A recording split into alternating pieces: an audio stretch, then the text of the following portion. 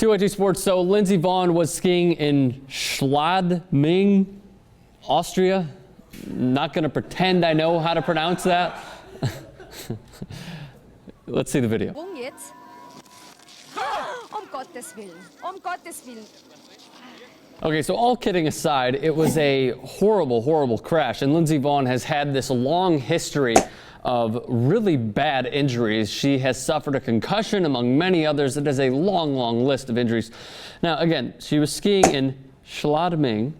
She was airlifted, and she tore 2 ligaments in her knee. Those were the ACL and MCL.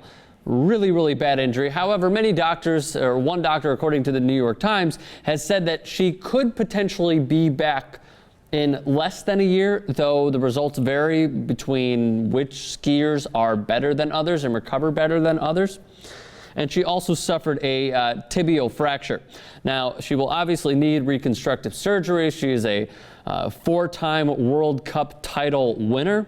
And this injury occurred in the Super G of the Alpine World Championship. She is one of the most decorated American skiers of all time, the defending downhill gold medalist at the Olympics, a great, great skier.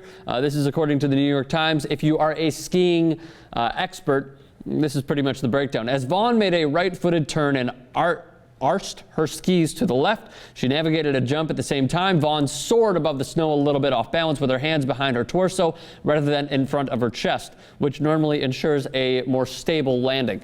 I will never go skiing. I'm up for snowboarding, though, if you guys want to teach me.